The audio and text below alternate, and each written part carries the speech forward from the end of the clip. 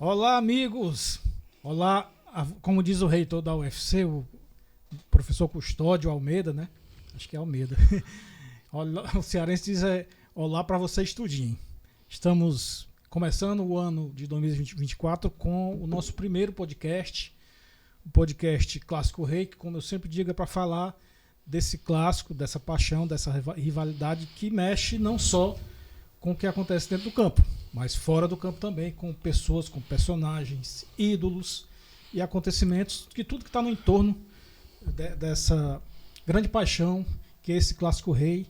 E como diz o Celso Augusto, o Ceará é o único estado que tem um time com o nome da capital, com o outro com o nome do estado, e que são fortes e que mantém essa rivalidade, e que é muito legal ver as pessoas, como eu vejo, homens, mulheres, crianças, idosos, gente de todo tipo, de todo gênero, com camisa do Ceará e do Fortaleza. Eu sempre acho isso muito fascinante. E a gente vai trazer para cá pessoas que tragam suas histórias, que sejam histórias interessantes e relevantes. E hoje nós estamos aqui com Hermenegildo Ferreira de Oliveira. Sabe quem é? Gildo Ferreira. Gildo, obrigado por ter vindo, cara. Obrigado, Johnny. Prazer estar aqui, cara. Prazer é meu, bicho. Aí é bom as pessoas saberem que a gente é amigo há muito tempo, né? Claro. E embora eu não seja um torcedor do Fortaleza, eu sei que você torce Fortaleza, mas você tem uma história muito legal de vida, né? Uma pessoa muito legal que você é, e já sou grato por sua presença aqui. Antes de mais nada, Gil, eu queria que você me falasse de você. Onde é que você nasceu, de quem você é filho, como é a sua história de vida, onde é que ela começa, onde é que você se entendeu como gente desse mundo? Não pode negar, né, as origens. Mas primeiro eu queria iniciar te dando parabéns pela iniciativa. O projeto que você deu umas pinceladas para conversar comigo, para a gente dar um apoio, mas assim, Tentando, né? minhas atividades não pôde te dar o apoio que você merece, mas a tua coragem aí faz a diferença para que a coisa aconteça. Parabéns, desde já eu torço para que dê certo. Cara, as pessoas perguntam, tu nasceu aonde, né? E geralmente eu digo que foi no Quintino Cunha, mas não gosto de negar as origens. O pessoal de Quintino Cunha é o tal do vixe. Aí digo, pior é se você souber onde realmente eu nasci, que foi no Castelo Encantado. Nada de pejorativo com relação ao local, muito pelo contrário, assim, o Castelo Encantado tem uma história linda, maravilhosa ali das Dudas, mas é um bairro bem afastado. Meu pai e minha mãe vieram do Fortim, né? Eu quase nasci por lá, mas a família toda veio para cá. Tinha nascido no Fortinho. Não, Mas pois a ligação é, de vocês com o Fortinho muito grande. forte, muito forte. Assim, eu tenho quase o Fortim como minha terra natal, porque tá muito ligado lá. E quando meu pai era vivo, eu ia demais lá. Mas de fato a gente morou um período, eu nasci ali, Maceió, na verdade tem um rio chamado Maceió ali perto do Meireles, mas a casa de papai e da mamãe era lá no Castelo Encantado, ali Morro Santa Terezinha, não, Morro Teixeira que chamava. Morro Teixeira, isso mesmo. Eu nasci ali. Uma Fortaleza de outra época, né, Gil? Pois é, com os 4 anos de idade, o pai conseguiu um terreno lá no Quintino Cunha, um preço acessível, aí mudamos para lá. E aí começou a minha vida no Grande QC, no Quintino Cunha. Ali sim eu tive minha infância, toda minha história de vida. Tentei aprender a jogar bola, né? Fiz as amizades maravilhosas que eu tenho até hoje, graças ao Quintino Cunha. Estudou no Dom Quintino? Estudei no Dom Quintino. Quem não estudou no Quem Dom não Quintino, estudou, né? Tem uma curiosidade, Jânio. Eu estudei no primeiro ano do Dom Quintino, De existência? 1980. Caramba. Primeiro ano de fundação, e eu estudei com a filha do diretor, Ana Melissa, que hoje é a diretora. Lembro demais que ela estudava na minha então, sala. Vocês são alunos históricos, né? E você principalmente porque ela é filha do diretor, mas Sim, você era sim. morador do bairro, né? A gente tem muitos amigos que estudaram lá, né, Gildo? Estudei no Dom Quintino, mas o período que eu perdi a bolsa de estudos, eu estudei no famoso grupo escolar do Quintino Cunha, que é aquele grupo lá perto do campo do Flamenguinho, né? Uhum. Que ali tinha o Arnoldo e tinha o grupo escolar. Que hoje eu não sei mais nem o que é lá, mas estudei um período lá também. Eu tenho uma memória bem interessante lá daquele grupo escolar, mas foi uns 2, 3 anos depois eu recuperei a bolsa e voltei para o Dom Quintino, onde eu estudei até a 8ª série. Não segui adiante, porque na época ainda não tinha ainda o antigo segundo grau, né? Que agora é ensino médio. Ensino médio. E você é filho de quem? Pois é, papai. E mamãe? Raimundo Haroldo e Raimundo da Série. 2 Raimundos, né? Pai de Palhano. Na verdade, o pai é de Palhano, né? E a mãe é do Fortim. Meu pai foi pescador, minha mãe era de um convento. E ela desistiu do namoro porque ele passava dias e dias no mar. Mas certa vez ele pegou ela pelo cangote e saiu casar comigo. E casou. Tirou ela do convento. E aí começou a história da família Oliveira. E aí ele veio pra cá, desbravar aqui. Papai trabalhou nas docas aqui no Estivali. Ele trabalhou nas Salinas de Natal. Ele falou, conta essa história, que ele começou a vida trabalhando nas Salinas de Natal. Mas veio pra cá, trabalhou de bombeiro hidráulico, bombeiro elétrico. E ele sempre muito estudioso, o pai. É legal que ele procurou entender de eletricidade, porque ele aprendeu a ser bombeiro hidráulico, que também era um pouco correlato. E aí ele começou a mexer com antena, com televisão, e apareceu uma oportunidade dele trabalhar na antiga Cetel, empresa cearense de telecomunicações, que depois migrou para a TVC quando eu me lembro que desmancharam. Ele trabalhava na TVC, eu me lembro quando eu te conheci, Pronto. ele estava trabalhando na TVC. Mas antes era a Cetel, empresa cearense de telecomunicações. Aí ela acaba e ele acaba e os funcionários migram para lá. É muito marcante. Assim, o meu pai trabalhava como auxiliar técnico, ele não conseguiu ser técnico por conta da limitação, né, de diploma. Ele não terminou nem o primeiro grau.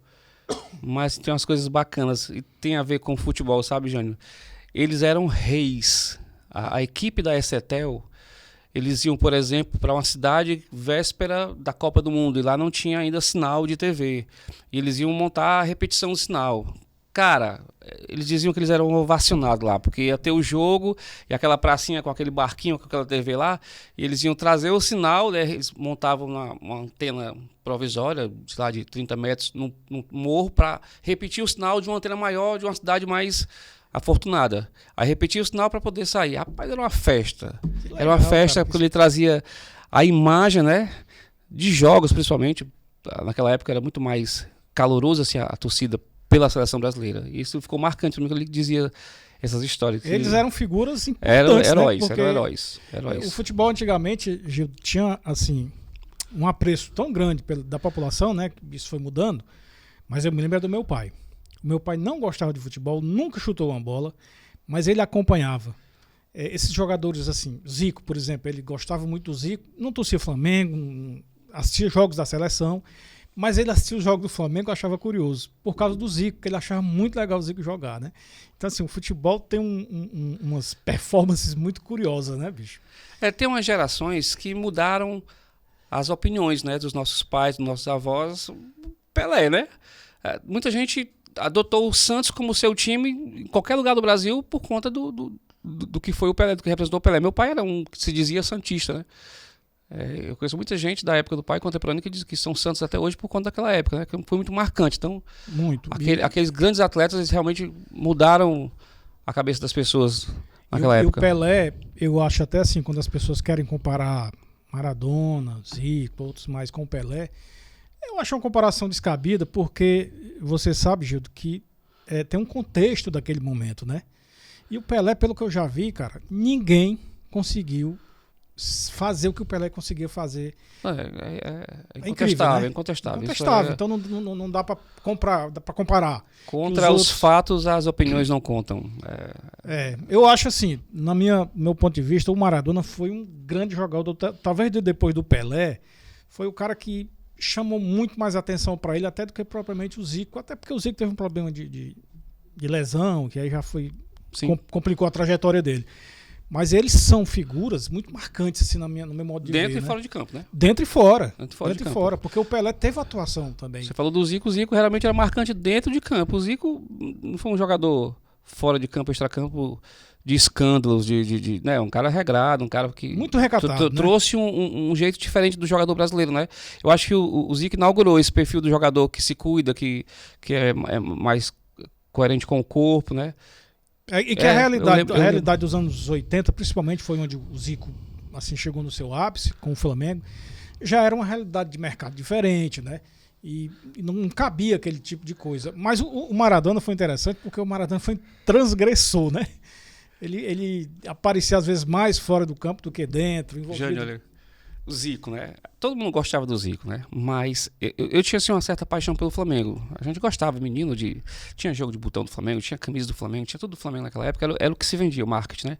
Me veio aqui uma memória e como o programa permitisse a gente trazer as nossas experiências, cara, hoje eu odeio o Flamengo. Eu posso dizer quem é flamenguista aí, assim, mas por conta de uma situação que aconteceu. O que te leva a isso? Olha, o meu irmão sempre foi Flamengo. E eu era Flamengo, ele era mais velho, o Helder, né? É mais velho. E eu ia na valsa, né? De torcer por torcer. Só que no final de ano, a mãe juntava todo mundo pra ir pro centro para comprar roupa nova, né? E eu sempre fui muito vaidoso, o cara que gostava de ter um charmezinho, eu queria comprar roupa nova de verdade. E eu lembro no Armazém do Sul, cara, aí tinha uma camisa lá, regata do Flamengo. E a mamãe, quando comprava uma camisa, comprava uma pros dois, sabe? Parecia banana de pijama, sabe? Era um azul do mesmo modelo e um vermelho pro outro, então tudo igual. E aí o Helder bateu o pé que queria comprar a camisa do Flamengo. Eu disse, não, eu quero comprar aquela jaqueta. Não, tô comprando. Eu sei que eu fiquei puto, briguei com ele, esperneei. E aí a mãe viu aquela briga ali acontecendo. Porque o Gil não quer a camisa do Flamengo. E eu quero a camisa do Flamengo. Aí o seu irmão que vai decidir qual é a camisa. Aí eu chorei, esperneei. Macho, eu levei uma surra. Que é assim, o menino quando bota a boneca, aí piora a situação naquela época, né? Leva uma surra dentro do Armazém do Sul, no chão. Caramba. Aí eu criei um aço pelo Flamengo, que eu não esqueço nunca mais. Coitado do Flamengo. De lá pra cá foi P de Flamengo, eu nunca mais... Criou uma ongeriza ao Flamengo. Ongeriza ao Flamengo. Eu admiro hoje o time que é, claro, mas isso é curioso de lembrar, que eu me lembrei aqui, você falando do Zico, essa situação. Eu acho interessante, Gilda, como o futebol, e o Wilton Bezerra tem uma coisa que ele disse, que eu acho que não sei se é a frase dele não, mas ele disse, o futebol é a coisa mais importante das menos importantes. Né? Mas assim, como entra na vida das pessoas, né, cara? Eu tava falando contigo agora há pouco sobre o seu Assis, que era um vizinho meu lá no Antônio Bezerra, que o seu Assis tinha a família toda Fortaleza, cara. Eu achava aquilo muito massa, porque ele era uma família bem nuclear. Seu Assis, a dona Elza, os filhos, todo mundo Fortaleza. E eu achava aquilo assim muito... Aquilo me envolveu, sabe? Embora eu não tenha me levado a torcer Fortaleza, mas eu achava aquilo fantástico e fico hoje refletindo como o futebol estava presente dentro daquele ambiente, da família, da rua, porque todo mundo falava, o seu Assis que torce Fortaleza. Todo mundo falava, eu gosto do Assis, aquele que torce Fortaleza. Então, assim, essas incursões são muito curiosas, né? Porque o futebol está presente aqui ou ali, né? Seja no racha, seja dentro da família, em outras situações, né? Agora, Gil, como é que o futebol entra na tua vida de forma assim mais efetiva? Tu como menino. Fora as amizades, né, de brincar na rua, que isso é natural, do brasileiro, não só do cearense, mas do brasileiro. Mas assim, eu tive, como qualquer outra criança, o sonho de ser jogador. E na época nós tínhamos aquele credenciamento do SESI, a carteirinha que dava direito a uma modalidade esportiva, né? E aí eu pedi ao meu pai que me inscrevesse. O meu irmão queria natação e eu queria futebol. Dessa vez não, vai fazer todos dois futebol. Eu ganhei. E a gente foi fazer futebol. Não, pois é. É porque também ele não esperneou, né? Como eu fiz lá, uma cena. Verdade. Bem Gildo. Mas assim, aí eu fui. Aí foi uma experiência bacana. Eu me lembro como se fosse hoje, porque eu magrinho, um novinho, assim, com a ânsia de querer mostrar resultado. O treinador era o Timbó. Timbó, o treinador das categorias infantil lá no Sesc. Aquele aí, Sesc Barra, é? Sesc da Barra. Nossa, eu sei que eu fui várias vezes ali, pulei o muro para ir pra piscina. Ixi, a carteira vencida, a gente pulava o muro para ir pra piscina, porque a carteira estava vencida. E aí, foi a primeira experiência, assim, que eu posso dizer, não digo futebol profissional, mas assim, que eu pensei, puxa vida, de repente eu vi um jogador de futebol, eu vi o sonho mais próximo ali, né, mais palpável. E aí aquela peneira gigante, mas aí eu me dei bem. O primeiro dia eu fui bem, eu driblei e tal, aí fui elogiado. Tanto é que no outro treino, todo mundo queria que eu fosse pro time deles lá. Mas aí eu me machuquei, eu lembro que foi machuquei o dedão, levantei o dedão, e aí eu deixei de ir. Aí o pai não tinha mais tempo, porque o pai viajava muito. O pai viajava muito por conta do que eu te falei agora há pouco, né? Porque eles eram responsáveis por pulverizar essa transmissão. Estava em ascensão essa onda de trazer a TV analógica na época, né? Pra você ver, né? Era modernidade que hoje não é mais modernidade. E aí ele não tinha mais tempo de levar a gente, era os sábados, que eu me lembro. Ele viajava até final de semana. E aí achei que amornou. Aí eu só fui ter relação com o futebol no Dom Quintino, quando tinha os interclasses, né? Futebol de salão, aí eu participava. Depois eu fundei... Agora eu te perguntar o seguinte, onde é que a linha se divide? Você gostar do futebol, você já torcia por algum time? Não. Você só queria futebol? Só gostava do futebol, eu não tinha nenhuma paixão. Eu era louco por Olimpíadas. Assim, eu tinha um fanatismo na época. Eu tinha um vizinho meu chamado Biraci, e a gente gostava de acompanhar, fazer apostazinha, como é que ia ser natação. E eu acompanhei muito mais assim, as Olimpíadas do colégio? Não, Olimpíadas mesmo. Internacional. Tô dizendo assim, com relação. Teve um período da minha vida, que talvez foi após aí ao Timbó, que eu fiquei muito mais ligado com esportes olímpicos. Tanto é que eu era muito fã de vôlei. Fiquei fã de vôlei, de basquete, de NBA depois. E o futebol, assim, meio que amornou num período da minha vida, dos meus, talvez, acho que 11 anos, até os 15 anos. Eram ali. os esportes alternativos, né, Gil? É, Assim. eu vi um leque de oportunidade que eu poderia estar acompanhando que achava bem interessante. Nossa, corrida, nossa, eu lembro de coisas legais de corrida. Mas aí o futebol ficou disputando na minha cabeça. Corrida, tu fala atletismo, né? Atletismo, sim. Uhum. Mas voleibol, tanto é que eu praticava voleibol depois dos meus 16, 17 anos, até hoje eu gosto muito de voleibol. Eu me lembro que tu tinha uma turma lá que jogava vôlei, né? A gente tinha a EFA. Racha de vôlei. Tinha uma associação, a EFA, e eu tinha uma experiência que tinha um cara que era igual o Gilson, mão de pilão. Ele deu uma sacada que bateu na minha cabeça, que eu desmaiei, acordei em casa. Era um grupo, a associação, a EFA, que a gente chamava de vários esportes, mas um dos principais realmente era o vôlei, que tinha essa turma do racha mesmo lá. Mas assim, aí futebol, depois que eu terminei o colégio, Dom Quintino, que eu fui pro liceu, antes disso, o pai tentou me fazer Ceará. Deixa eu dar uma pontuada aqui. Assim, eu já dei o spoiler aqui, que eu não ia dizer, mas você torce Fortaleza. E eu lembrei do seu Assis, quando eu tava lembrando de ti, né? E tu me falou que o seu pai torcia Ceará. Eu digo, que curioso. Por que você não torce Ceará? Ele tentou isso? Olha, por mais que meu nome seja Hermenegildo, o que fez com que meu pai se convencesse de ser Hermenegildo, porque ele ia me chamar de Gildo. E na época, da década de 70, o Gildo, craque do Ceará, ídolo. Era o bambumã da época, era o Romário da época. Curioso, cara. E aí, então, vai ser Gildo. Em homenagem ao Gildo. Em homenagem ao Gildo, então... Na esperança que tu ia torcer Ceará, né? Ele brincou uma vez, enquanto vivo, dizia, eu botei o nome de Gildo em homenagem ao Gildo, jogador. Mas Hermenegildo não é o nome do cara lá. Não, mas eu sabia que teu nome ia ser Gildo. Ninguém ia te chamar de Hermenegildo. E realmente hoje ninguém me chama de Hermenegildo. Ninguém nem sabia. Só a professora do colégio, quando chama no primeiro dia de aula, eu digo, ó, por favor, viu, só hoje, a partir de agora é Gildo. É porque era um bullying que eu sofria. Primeiro dia de aula, Hermenegildo Ferreira, você tava lá atrás, todo mundo virava pessoas para ver quem era. Que nome é esse, né? Quem era que ocupava esse espaço desse nome Hermenegildo. É um nome grande, né? Mas voltando, aí... o pai tentou me levar para um jogo e assim, eu lembro, cara, eu fui pro Castelão, no ônibus, no Conjunto Industrial Ceasa, que passava na perimetral ali, na antiga delegacia. Cara, foi a pior experiência da minha vida. Esse ônibus estava entupido. E dos dois torcedores, né? Ceará e Fortaleza. Macho, eu fui cheirando o sovaco daqui pra lá. Foi um negócio, uma experiência muito ruim. E eu disse, pá, eu quero voltar pra casa. Eu lembro, não. Ele quer me fazer torcer Ceará. E azedou. Sabe, azedou. Essa ida até o Castelão. Foi frustrante, né? Foi frustrante. Me parece. Aí eu não consigo ser preciso. Se o Ceará perdeu ou ganhou. Acho que o Ceará perdeu nessa época. Acho que perdeu nesse dia. Tanto é que eu fiquei feliz com isso. A minha revanche, né? Talvez aí o meu pai percebeu que não tem jeito não. Isso daí não, pode até torcer outra coisa, mas o Ceará ele não vai torcer não. E aí. Mas aí como é que o Fortaleza aparece na história? Pois é. Esse meu amigo que a gente trocava figurinhas sobre as Olimpíadas, né? Inclusive, literalmente, a gente gostava de colecionar álbuns de figurinhas também. Aí a gente começou a falar sobre futebol e ele tinha um caderno dele que ele acompanhava o Bira era muito metódico, todos os resultados dos jogos, sabe? Uhum. E ele tinha destaque do Fortaleza. Ele tinha todos os campeonatos brasileiros, ele é Flamengo, ele é misto, torcedor misto que a gente chama. Flamengo e Fortaleza. Ele tinha na capa, lembro, de vermelho até, todos os resultados do Fortaleza. Que é isso que não, porque eu acompanho o Fortaleza e tal. Aí eu comecei a acompanhar com ele também os jogos e preencher. Rapaz, o Fortaleza ganhou ontem e tal. E aí começou o interesse. E eu não posso deixar de citar o irmão do meu pai, faleceu ano passado, inclusive, tio Candinho, que quando eu ia para as festas da família, antes de começar as festas, durante o dia, ele ficava ouvindo o jogo no rádio e com uma alegria contagiante, gritando, sabe, assim, aquilo ali me deixou tão... Ele com a camisa do Fortaleza me deu um... Assim, é isso que eu quero pra mim, assim, se eu for torcedor, eu quero ser isso aí que meu tio tio Candinho.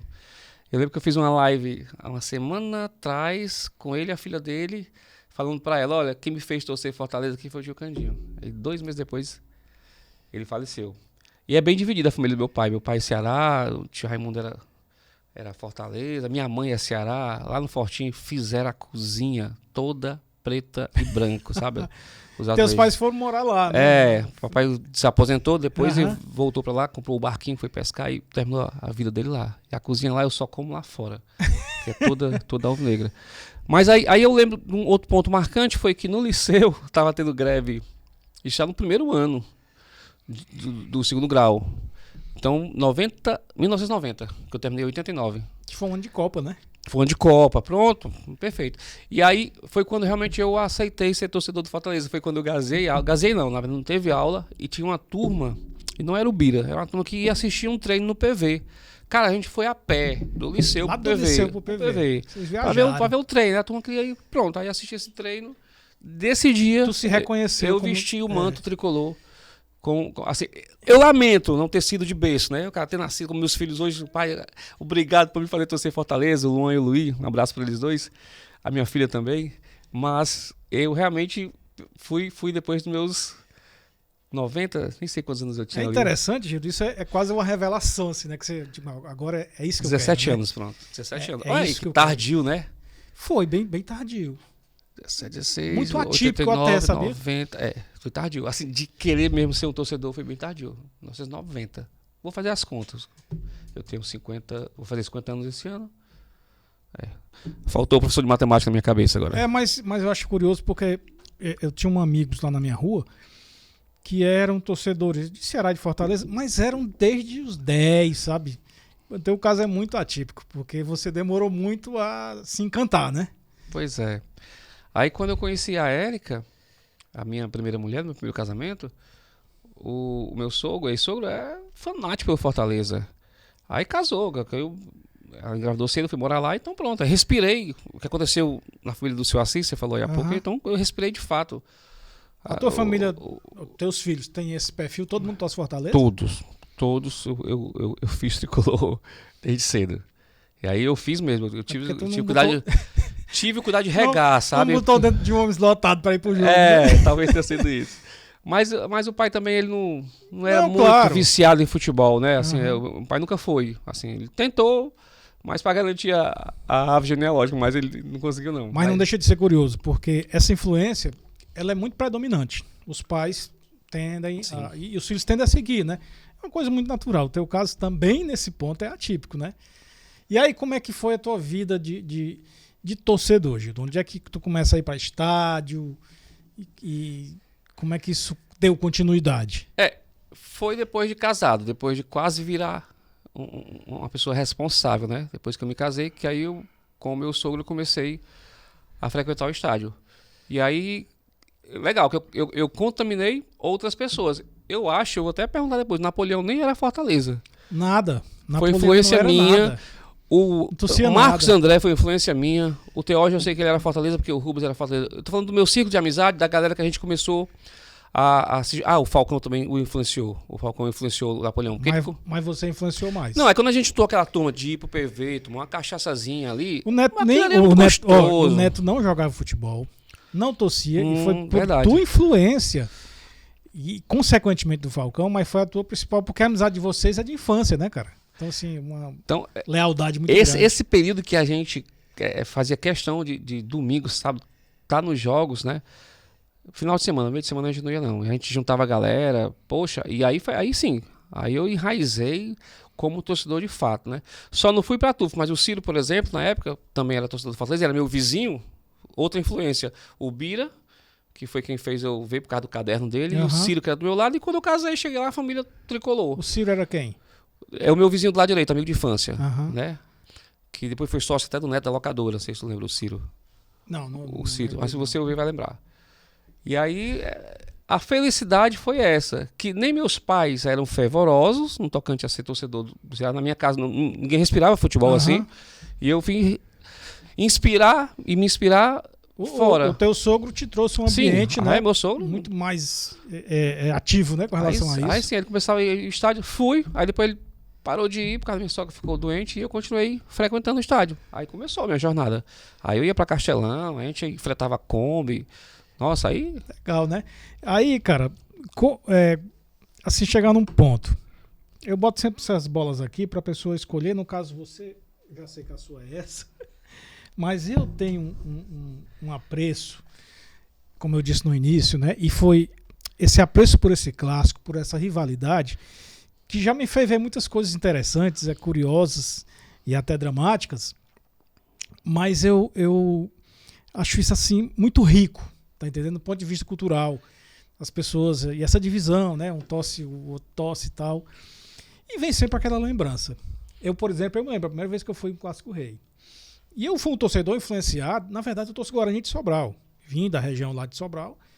E cheguei aqui, o meu vizinho torcia Ceará. E a gente começou a ir, era a pessoa que meu pai já era menor. Aí, com uma diferença, eu já tinha 11 anos, já ia para estádio com esse vizinho lá, que era muito amigo da gente.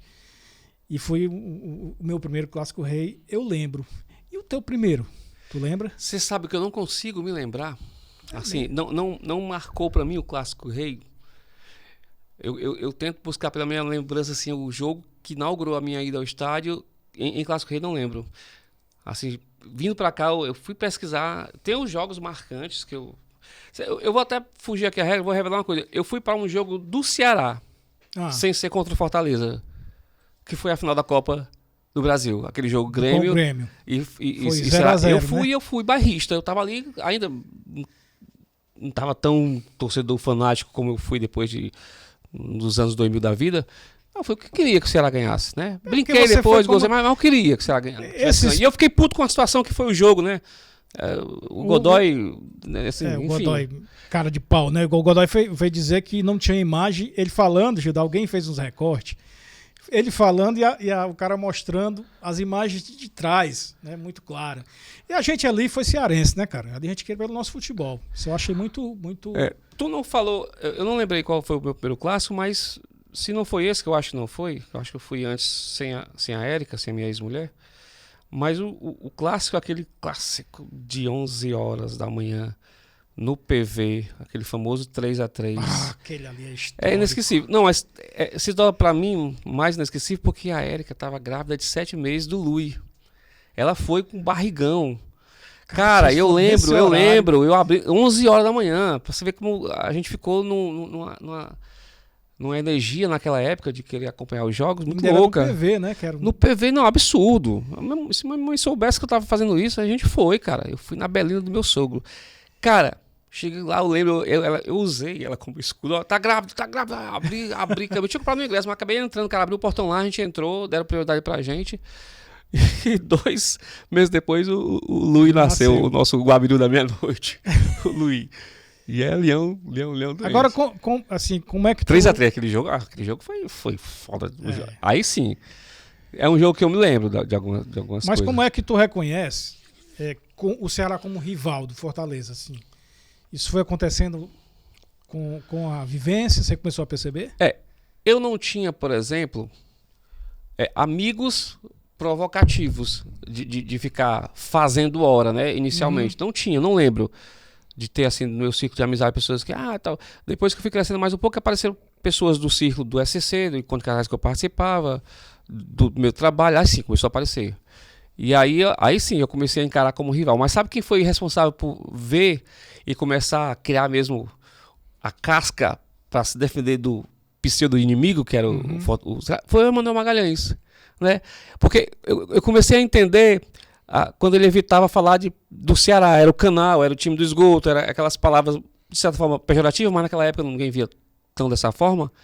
E aí eu assumi também. Aí comecei Tu começou a entender que existia essa a dimensão da rivalidade, que né? existia essa casca, né? Essa rivalidade mais acirrada com relação Mas assim, enquanto torcedor, eu sempre um torcedor sóbrio, né? Nunca fui de torcida, nunca fui daquelas de acompanhar a galera que vai. O Ciro, na verdade, tentou me levar pra TUF, eu nunca frequentei. Hoje tenho amigos na TUF, pessoas maravilhosas que fazem parte da TUF. Mas não era uma zona de interesse, né? Não sei, o meu futebol era aquele, curtir com o Neto, com o Teógeno, com a galera ali, a gente fazia a nossa torcidazinha e ir pra lá. Depois de casado foi que a gente fundou um grupo chamado LDA, Leões do Álcool, que é a turma do copo, né? E o Neto não fazia mais parte. Da barca. O Neto ficou mais lá da igreja e tal, ele meio que sofreu uma metamorfose positiva, isso foi bom, aí ele deixou um pouco a bebida de lado e eu continuei. Aí a gente fundou o grupo Leões do Álcool. Aí sim, era uma espécie de torcida desorganizada, né? Que inclusive eu lembro que a gente foi tentar a autorização para entrar com a faixa Leões do Álcool, aí, cara, isso aí é o cume da apologia. Faça alguma coisa diferente, não foi aprovada. Todo mundo aprovou, aprovaram o FECBIA, aprovaram o Lobby, Leões Open Bar, mas Leões do Álcool não aprovaram. Acharam, muito pejorativo. Lembro que foi Major Era apologia ao Major, alcoolismo, Major né? França, que diz, ó, Gildo, desculpa aí, mas aí cara, mas só gente de bem, cara. É papudinho, aqui tem ninguém organizada. Não pode. Se você quiser botar aí. E era o Pica-Pau, nosso mascote, né? Com um copo, mas não foi aceito. Os do álcool. Ele achou que vocês estavam fazendo apologia ao alcoolismo. Agora, essa história da paixão, né, Gildo, é muito curiosa. O Carlos Gomes esteve aqui, e o Carlos Gomes é um cara histórico, né, como setorista do Ceará. Eu jogava acho que era Dente de Leite na época do Ceará, e conheci o Carlos Gomes já lá fazendo essas transmissões. Mas ele falou muito bem do Marcelo Paes, e dizendo o seguinte: a paixão, o futebol é paixão pura, né, cara? Então, e vive em cima disso, né, cara? Mexe com paixões e milhões, né, como diz o Pois Marcelo esse Paes. fato de dizer que foi pro jogo do Ceará, tem torcedor que jamais faria isso. Eu trabalhei no Jornal Povo, e lá tinha um senhor, o seu Germano. Ele era tão Ceará que ele dizia que ia emplacar o carro. Eu acho que ele nunca fez isso, não, mas eu vou emplacar o carro em Calcaia para não ter o nome Fortaleza, né? Já tinha o seu Costa, que era diretor administrativo do grupo, do Grupo Povo, e ele brincava muito comigo. Jânio, o Ceará é tricolor também. Eu disse, como assim? É preto, branco, encardido, coisa assim, sabe? Coisa de torcedor. E o seu Costa era realmente um torcedor fiel do Fortaleza. E eu vi essas figuras, né, com essas paixões acima, às vezes, de até bom senso. Mas eu me lembrei, foi que eu passei por uma coisa, Gil. Eu cheguei pro estádio contigo, né? Por conta da nossa amizade. A gente foi aqui quando o Fortaleza subiu pra primeira divisão. Eu prendendo gente lá, prendendo cambista. E aí, cara, eu fui um torcedor que, com o tempo, quando eu era menino, tive essa experiência de torcer Ceará, fui para muitos jogos, gostava muito. Mas com o tempo eu fui amadurecendo e eu me coloquei, como você se colocou nesse jogo do Grêmio, com um espírito mais abrangente, né? Uma coisa mais assim, cada momento a sua coisa. Mas teve um episódio que eu passei, eu ganhei uma blusa do Fortaleza, não lembro de quem. E antes tinha um racha de sábado. E eu tava, não tinha mais nenhuma camisa. Eu nem gostava de usar, que era uma blusa assim, cortada e tal, de camiseta, né? Aí eu vesti ela e encontrei e jogava comigo lá um cara que tinha ido pro estádio comigo muitas vezes. Esse cara quase briga comigo, Gildo. Pai, me esculhambou, cara. Quando ele me viu, ele só olhou assim: não acredito não, cara. O sujeito troca de mulher. Eu digo, macho, pelo amor de Deus, não pode ser assim, não. Aí vieram, sabe, ele ficou hostil, cara. Os meninos vieram, calma, cara, calma, sabe. Eu digo, não, pelo amor de Deus, de radicalismo. Mas isso aí depois eu fiquei pensando, como uma paixão, aí que eu estava te perguntando sobre essa questão da rivalidade, porque tem gente que leva isso a cabo, né? E nem todo mundo. Felizmente você não é assim também. Eu já tenho uma visão mais ampla sobre isso, né? Pois é, eu esqueci de citar, o meu primeiro emprego, quando eu me casei, foi o Manelito, o mercantil Apoiaraí. Não sei se você lembra do famoso Manelito. Sim. Ele era Ceará. E agora eu lembrei desse detalhe, que aí sim, o Manelito, ele começou a me ensinar a brincar de brigar, de ser torcedor. De provocar, né? De provocar. Foi ele sim. Aí tinha o Rubemar, que era o DCC, e começava, véspera de jogo, lá estavam lá brincando, aí depois do jogo, aí começou. Eu lembrei, eu queria citá-lo até porque ele faleceu, e foi meu segundo pai, posso dizer que... Eu também vi isso assim, eu via isso com muita graça, sempre vi, né? Principalmente quando tinha um clássico, né? Que ganhava, o outro lá na rua, o torcedor que perdeu, né? O outro chegava lá e aí, fulano, passava em frente à casa, ei, sofredor! E tal, era muito legal isso aí, né? Mas quem me lapidou como torcedor, rivalizando com o time Emanuel. lá, foi o Emanuel Magalhães. Aí aprendeu a dizer que eu odeio o time do canal. Aí começou. E era gostoso, né? A forma que a gente tratava, a gente... Eu desse eu vi, Gildo. Era uma gozação com respeito, na Eu verdade. vi uma coisa inusitada. Uma mulher na rua com a camisa do Ceará e o filho dela, ela pegando pela mão a camisa do Fortaleza. Eu passando no carro, deu vontade de parar, cara. Mas não deu certo parar. Não foi oportuno. Mas assim, como achei aquilo assim, antagônico, né? De dois times rivais, mas ali dentro de uma família. E também pessoas que têm um senso mais compreensivo, né? Da situação. Agora, você tem, Gildo, assim, nesse decorrer de tempo, aí nós vamos entrar noutra questão aqui, que é uma questão de uma incursão mais efetiva dentro do Fortaleza, né? Hoje, você é um dos homens fortes, digamos assim, né? Dos representantes do Leão 100, né? Fala pra gente, assim, o que é o Leão 100 hoje? Eu não posso falar do Leão 100 sem falar da Confraria Tricolor. Pronto. A gente conversava nos bastidores. Inclusive, o culpado também foi o Emanuel Magalhães. O Emanuel tá cheio de culpa nessa história. Entrou né? o Wilker Na época, o Will, que coordenava a bateria da TUF, eu acho, e ele, junto com alguns tricolores de Jonas Carlos Girão, pessoal da Loteria Estadual do Ceará, estava fundando um grupo de apoiadores para o Fortaleza, para apoiar independente do futebol. Eu lembro muito bem isso. Independente do resultado em campo, a gente quer apoiar para resolver um problema de instalação elétrica, de hidráulico. E eles fizeram esse pronunciamento dizendo que quem quisesse participar de forma... Era patrimonial, né? altruísta, de se doar para isso. E aí deixaram o telefone no ar, eu liguei, disseram que ia ter uma reunião na clínica do Dr. Evangelista Torquato, que ele também estava envolvido na época com esse projeto. O Enio também, que foi vice-presidente do clube. Agora não lembro mais de umas pessoas envolvidas. Aí eu fui para essa reunião. E a reunião que eu fui foi justamente da Confraria Jovem. Eu tinha lá meus 25 anos, eu acho, então casou. E o Paes fazia parte, ele era meu contemporâneo de Confraria Jovem. Hoje muito bem. CEO, né? Hoje é Hoje CEO. CEO. Marcelo Paes era da Confraria Jovem. Mas a gente tinha um grupo do WhatsApp, foi quando o WhatsApp começou a aquecer mesmo, e aí a gente começou a formar os grupos detalhados. E aí a gente tentou levantar recursos com o principal objetivo de reformar a fachada, né? Esse foi o nosso principal objetivo. A gente fez algumas melhorias patrimoniais, que as gambiarras elétricas que tinham lá eram críticas, a gente mudou. A gente fez a parte hidráulica, mas o que a gente colocou, como eu falei, jovem, principalmente, colocou na cabeça que a gente queria dar uma cara nova para aquela fachada que era bem obsoleta, bem muito quadrada, zona, aquela fachada branca. E aí tinha um projeto de arrecadar, de vender o metro quadrado. Você comprava um metro quadrado da fachada, custava um valor e seu nome ia para uma placa. E não vingou, sabe? A gente conseguiu alguns metros quadrados, tinha uma meta bem ambiciosa. O custo da fachada era perto de R$300 mil, que ia sair de ACM. E não aconteceu. E não aconteceu também, Jânio, porque foi justamente aquela janela de 8 lapadas na Série C. Então, assim, a gente tentou desassociar do futebol, mas era inevitável que o humor do torcedor, para colaborar... Pronto, é o que o Carlos Gomes colocou aqui, eu achei muito inteligente da parte dele, e feliz, assim, como a paixão segue e uma coisa caminha com a outra, né? Os resultados têm que ser casados, né? Reverbera para que tenha resultado, né? De alguma forma. Por mais que a gente vendesse a confraria como independente...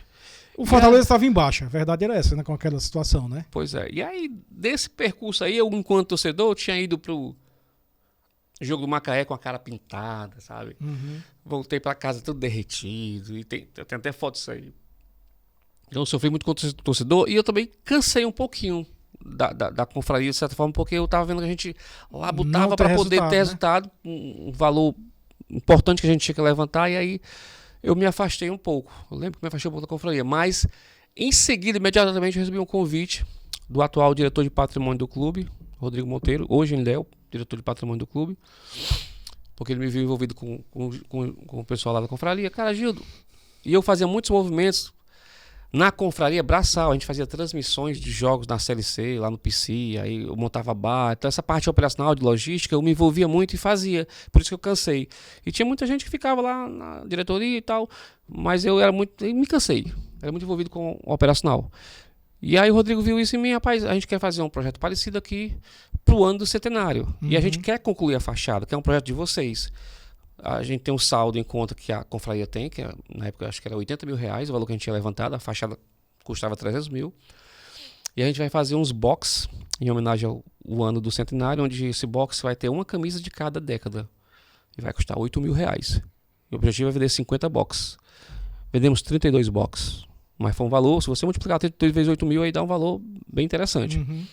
E só comprou quem tinha condições. Então o Leão 100 foi alusivo ao centenário, né? O Leão 100, por isso que tem esse nome. Tem. Ele tinha começo, meio e fim. Né? O objetivo do Era Leão 100 datado. era pro para o centenário, fazer os box, entregar a fachada, todo mundo ia para suas casas. E aí foi feito, né? O box, a gente fez. Aí a Paula, eu já tinha deixado minha ex-mulher, a Paula tinha me envolvido com ela. E o Leão 100, ele tinha conseguido um trailerzinho pequeno, um truckzinho, inclusive com um torcedor do Ceará, que eu não posso revelar o nome dele, ele que cedeu esse trailer. E eles produziram produtos com a marca Leão 100 e também produtos do Fortaleza. Então deixa eu te cutucar. O trailer do Leão, o truck, né, que chama, é truck? O dono era torcedor do Ceará. Olha só. O torcedor do Ceará ajudou. Quase dizia o nome dele aqui, mas não vou dizer não. Não, diga não, porque senão ele vai apagar no meio da rua aí. Ele tinha uma empresa construtora e aí ele, não, tá lá parado, vocês dão uma reformadazinha e a gente A gente não, na verdade, a equipe inicial do Leão 100. Eu participei de uma reunião inaugural, lembra agora. Quando o Rodrigo me chamou, não tinha sido concebido ainda o Leão 100. Eu participei de uma reunião inaugural, lá naquela posto, em frente à ABB, ali no quiosquinho. Era um grupo de engenheiros com alguns conselheiros. E o Gil daqui tem uma experiência lá na confraria, eu queria que ele trabalhasse com a gente. Aí eu topei. Aí eu não fui para a segunda reunião, fui para a terceira, ele passou quase 6 meses e eu não me envolvi. Uhum. Não sei por que motivo, deve ter tido algum motivo, assim.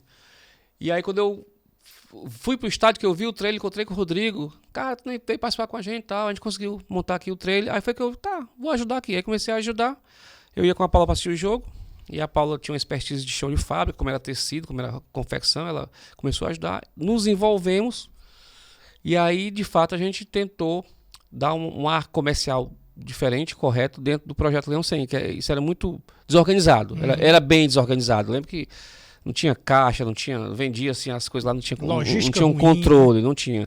Porque já tinha acontecido não tinha acontecido ainda. Ainda ia acontecer a venda do box, né? Porque isso aí foi, na verdade, um prenúncio do que viria a seguir. Essas camisas que a gente vendia eram camisas populares, para o Leão 100 ganhasse a simpatia do torcedor. Mas o que ia alavancar realmente a gente fazia a fachada, entregando uma fachada, seria a venda dos boxes. Aí quando eu entrei, realmente, aí a gente deu uma... O que é que consistia o boxe? São 10 camisas. Eu escolhi uma de cada década. Uma da década de 18, uma da década... Aí foi... Massa, cara. Uma de cada Até década. o centenário. Se você entrar lá no Facebook do Instagram do Leão 100 e procurar hashtag box, você vai encontrar lá as fotos lá. Lindo. Box perfeito. Lindo. Massa, eu tenho alguma dessas camisas. Homenagem E quem comprava tinha a exclusividade. A gente não poderia comercializar essa camisa. Nenhuma dessas camisas poderiam ser comercializadas. Era exclusivo de quem pagou aquele valor alto, R$8.000. Peça única, né? Peça única. Porém, o Paz, e aí um fato curioso que tem a ver com o Clássico Rei. O Paz pediu para escolher selecionar uma, e foi justamente a primeira, para utilizar no centenário do Clássico Rei, naquele jogo que foi Ceará e Fortaleza comemorando os 100 anos do Clássico Rei. O Ceará jogou com a camisa retrô e nós jogamos com a camisa retrô, que foi essa que ele permitiu que a gente tirasse do box para comercializar, aquela de listras, assim, que é de cadastro. 18? É de 18 essa? De 18. Foi massa, aquele momento foi muito, muito legal, né? E aí o Leão 100 começou a tomar corpo, né? Depois do box, a gente recebeu uma missão de produzir ou de comercializar uma camisa popular, que é a camisa pop. Aí sim a gente ganhou uma identidade. Já foi fugindo de ser preso só aquela história do centenário? Sim, porque... se estendendo, né? Quando nós entregamos a fachada e ficou muito claro que foi o Projeto Leão 100 com apoio do torcedor, a gente ganhou moral, ganhou confiança tanto da diretoria na época como do próprio torcedor. Isso aqui vai dar liga. Qual era o momento nessa situação, Gil, do time dentro de campo? Rendimento? A época do Rogério Ceni, né? Foi quando começou, 2018, quando começou a era Rogério Ceni. Então, a bola entrando, então, de certa forma, ajuda. Eu vou te fazer um adendo. Para mim, a maior jogada de marketing e de resultado dentro de campo foi o Rogério Ceni. Eu nunca imaginei. Não tenha dúvida. Eu nunca imaginei, Gildo, que alguém tivesse coragem, ou tivesse ousadia, ideia, sabe? Aquilo foi uma coisa iluminada. Porque eu fiquei observando que o Rogério Ceni, onde ele ia, onde o Fortaleza ia jogar, o Rogério Ceni era a atração. Né? Quer dizer, aquilo ali do ponto de vista do marketing, da visibilidade. A imprensa nacional começou a falar do Fortaleza muito mais por conta de o Rogério Ceni ter aceitado. Jânio, eu acho que nem o Paz acreditaria que seria possível ele aceitar. Ele já era presidente do Paz nesse tempo? Ele era presidente já. Foi quando justamente o Leg, que era o antigo presidente, Leg, eu digo, é Luiz Eduardo Girão. Como é que chegou a isso? Luiz Eduardo Girão. Tu foi diretor administrativo, não foi de Fortaleza? Depois que o Paz assumiu, e aí eu ainda não era quando o Rogério Ceni assumiu. E aí o meu antecessor foi o da fábrica de margarina. Esqueci o nome dele. Meu Deus, do grupo... Já me lembro. Já me lembro da fábrica de margarina, que lá em cima do Bolsão da Telesia, do grupo Macedo, J. Macedo. Dias Macedo. Esqueci o nome dele. E aí ele deixou o cargo e o Paz... Eu já estava muito envolvido com o Projeto Leão 100 e eu comecei a frequentar a reunião dos conselheiros, né, do Conselho Deliberativo, porque eu ia dar os avisos do Leão 100, dos produtos. Aí o Paz olhou assim para mim, tô lhe observando, viu? Depois eu quero conversar com você. Aí foi quando o Leão 100 já tinha evoluído de truck, a gente adquiriu uma loja na Santos Dumont, e quando a gente foi inaugurar essa loja, ele foi lá na loja e veio conversar comigo e disse, olha, tem uma proposta para você. Queria que você assumisse uma das pastas lá do clube. O Paz, eu acho meio impossível. Não me vejo nenhuma das partes lá. Não me vejo, não, mas avalia aí, falou, é administrativo. Pior. Pior, administrativo, Paz, é muita responsabilidade. E no organograma é presidente, vice-presidente e diretor administrativo. Assim, era uma responsabilidade muito grande. Não, porque você conseguiu dar uma cara pro Leão 100, os caras, sorte. Foi sorte. A bola tá entrando e aconteceu. Não, mas você é muito dedicado. Pensa, eu vou pensar. Aí tu tinha que conciliar, porque tem muitas atribuições, né, Gil? Não, e eu fui conversar com o meu diretor lá na empresa, né, que eu trabalho atualmente. Eu compartilhei com ele, cara, vai, macho, não sei o que, vai ser. Rapaz, o Hermes, eu não sei se eu sou capaz, né? Mas eu, na verdade, estava muito mais como um tampão, porque o rapaz deixou o cargo. Ixi, quase dizia o nome dele agora aqui. Omar Macedo. Uhum. O Omar saiu e aí ficou o buraco lá administrativo e aí ele pediu para me assumir. Aí, Gil, a gente se ajuda aqui, aí tá montando a diretoria e tal, a gente se ajuda. Tá, top, mas eu só posso ir de terça, aí disse lá. E aí entrei. E aí, pô, veio a pandemia, acho que com 3 meses. Né? Se as pessoas me procurarem diretor administrativo, não vão lembrar do Gildo, porque foi uma diretoria de bastidores. Né? A gente se reunia via Meet, via Zoom, mas assim, não tinha muito conhecimento. Tanto é que eu cuidei de muitas coisas realmente administrativas e que a gente não podia nem trazer à tona. E hoje eu posso até falar. Eu lembro que o pai me pediu uma missão muito louvável, que foi a gente tentar zerar as pendências de FGTS de ex-atletas. Poxa, cara, tinha muita, a gente catalogou. E bucho de muito clube de futebol, cara, né, cara? A gente catalogou pelo menos 95 ex-atletas, muitos deles no leito de morte, que tinha 7 mil, 8 mil, 12 mil, 20 mil para receber. E tinha um processo meio burocrático dentro da própria Caixa Econômica Federal, que nós contratamos 2 empresas na época. Eu lembro que eu tinha uma, eu entrei, eu contratei outra, para fazer o tal do processo de individualização das informações trabalhistas, para poder calcular e quanto é que o cara tinha direito. Eu sei que aí montou-se um grupo, aquele ex-atleta, eu esqueci o nome dele. Do Fortaleza? Do Fortaleza, que ele cabeçava um grupo de atletas que reivindicavam isso, que o clube tomasse providência. Existiam ações, Gil, legais sobre isso? Existiam. Fora as famílias que iam lá e aí davam satisfação que ia resolver. Era muito chato, né? E explicava que realmente a pendência estava, o embrólio estava na caixa, né? Porque e também contábil, né? Por conta de mudança de diretoria, gente, muda-se às vezes a empresa que toma conta do RH. Perde a continuidade. Aí perde a continuidade, aí fica tudo, as informações meio perdidas. Depois que a gente começou a digitalizar as informações, mas vou abreviar, a gente conseguiu aí trazer com que alguns atletas e as esposas, às vezes até viúvas, conseguissem receber alguma coisa. Isso eu fiquei muito orgulhoso. Aí na época a gente pediu para não divulgar, porque senão ia haver uma debandada de gente atrás disso aí. A gente estava fazendo de forma correta, mas paulatina. Criteriosa, né? Criteriosa. E foi justamente na época da pandemia. E aí eu tenho muito orgulho disso e do outro momento que foi montar o grupo de apoio aos colaboradores na pandemia. Eu fiz parte desse grupo, junto com o diretor financeiro Maurício, o Marcelo Paes, o Boeck, que representou os jogadores, que foi o primeiro clube a criar a blindar ali, fazer um pacto de que a gente não ia demitir ninguém na pandemia, né? A gente ia ter corte de salário. Nós, enquanto diretores, tivemos corte de salários. Os jogadores tiveram corte com reposição futura. O nosso não tinha retorno. E aí nós nos reunimos. Conseguiram. Ninguém foi demitido. Que legal. Ninguém foi demitido na época. Foi muito difícil, né? Aquilo ali eu não gosto nem de lembrar. Mas volta à história do Rogério Ceni. Quando o nome Rogério Ceni aparece, tu participou, tu tinha conhecimento? Não, quando eu entrei ele já estava.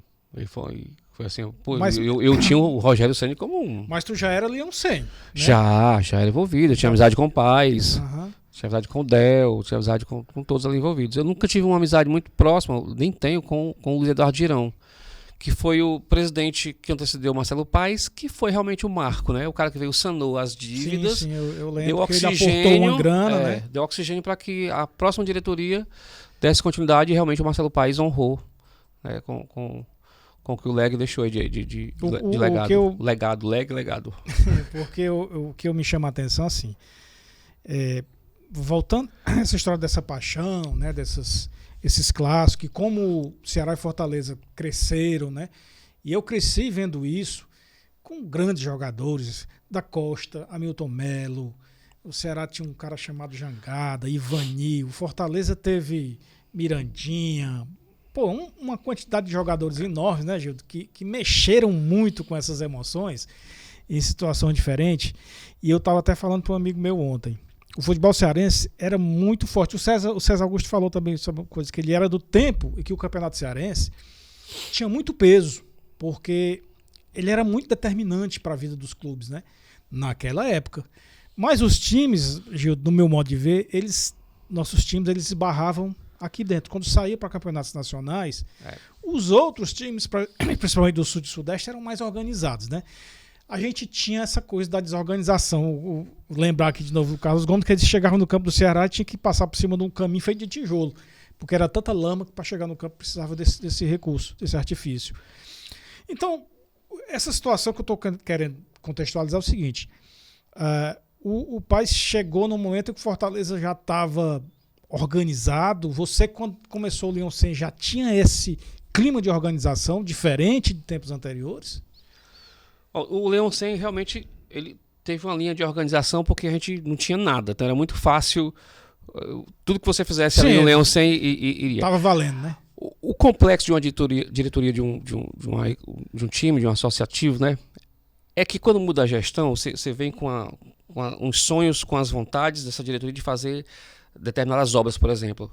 Acaba a gestão, vem a outra e desmonta aquela obra, vamos começar a outra agora. E fica os puxadinhos, e fica as coisas descontinuadas. Primeira coisa que o Paes fez, assim, foi marcante, é que ele quer colocar cada profissional na sua área, né? Do advogado e tal. O de marketing tem que ser o melhor de marketing. Então, começou a organização por aí. Eu acho que o aporte do Luiz Eduardo Girão foi determinante para que a gente se organizasse, mas, sobretudo, a gestão profissional no teu da raiz da palavra do Paes fez essa grande diferença. Aí quando eu entrei, eu senti um ambiente favorável. Imagino eu se eu tivesse sido chamado para ser diretor administrativo em outras épocas, não desmerecendo as outras diretorias, mas porque eram sufocos, era o Jorge Mota, sabe, querendo arranjar um cheque emprestado para poder pagar jogador, para correr, para tapar um buraco, e era uma coisa muito louca. E todo mundo se envolvia em um processo. E o clube é multiprocesso, né? Era muito empírico, né, cara? Assim, muito amador, né? E era muito amador. E as coisas, acredito eu, que não fluía como deveriam fluir. Então eram canetadas, né? E com o Paes, não, o Paes respeitava muito as decisões dos diretores. O diretor dizia, X, o melhor para o Fortaleza, a gente usava muito essa frase, faça o que é melhor para o Fortaleza. Pode ser ruim para você enquanto pessoa, mas se é melhor para o Fortaleza, faça. E o diretor tinha essa autonomia, o jurídico, o doutor Germano, o melhor para o Fortaleza hoje é isso, é a gente zerar essas dívidas aqui no cabo desse. E veio o planejamento estratégico, né, que a gente contratou uma empresa na época, eu já participei disso, onde a gente tinha metas a atingir, metas para realizar cada departamento, e aí tinha um acompanhamento bem interessante, tinha a verificação dessas metas. Então, um ambiente muito profissional, sabe, gente? Eu aprendi demais, mas eu digo para o Paes, eu não tinha expertise para poder tocar assuntos, por exemplo, contábeis passavam por mim, financeiros passavam por mim pelo... Era a tua área de conhecimento, financeiro? Passava tudo pela gente, assim, a folha, o financeiro passava pra gente que aprovava, o executivo que aprovava junto com o administrativo, né, para poder pagar ou não aquela folha. De certa forma, Gildo, assim, uma grande responsabilidade. Nossa, né? Não tem noção. E assim, é coisa para você manter em sigilo, são informações, sabe, de quanto ganhava um jogador, de quanto ganhava um atleta, de quanto ganhava o Rogério Ceni. Isso, quando você fala assim, a gente compara as gestões anteriores, não estou aqui julgando, nem condenando ninguém, mas era a conjuntura, né? Quer dizer, você ser qualquer função naquela época que se entrava de qualquer jeito e de qualquer jeito se saía, era uma coisa. Mas você estava numa situação em que o futebol brasileiro começou a pensar diferente, né? E eu me lembro que há 5 anos atrás, mais ou menos, Ceará e Fortaleza eram um dos 10 clubes, estavam entre os 10 clubes mais bem administrados, a despeito de sua situação em primeira ou segunda divisão. Que eu acho que o Ceará também, ainda, assim, organizacionalmente, também é diferente do Fortaleza. Mas evoluiu muito. Mas evoluiu muito. Então assim, por isso que eu te falo isso assim, porque você naquela época, mas também não estou julgando ninguém, né? Mas era uma época diferente, que as exigências eram outras. Agora, com o aporte de patrocínio, a evolução das televisões, né, que deram muito aporte financeiro, os clubes começaram a ter essa necessidade, né, Gil, de ser uma empresa, né, digamos assim. Xânio, o que está acontecendo hoje é prenúncio do que o Paes já queria colocar como filosofia para a gente naquela época. Gente, a prioridade aqui é o futebol. É um clube associativo, mas aqui não é um Tinha o clube de regata do Flamengo, que no passado era Remo, né? Aqui é futebol. Até porque ninguém sabe que a paixão do Flamengo, que é grande, começou no Remo, né? No Remo. O Botafogo, que era um clube Isso. social. E a gente tentou ser um clube social lá no CT Mar Bezerra, com piscina, com tudo. E aí o pai... E o Ceni veio com essa filosofia. O pai já tinha essa visão. E o Ceni, quando viu, nós que é nosso clube social, acaba. O que vai fazer a coisa acontecer aqui é o foco no futebol.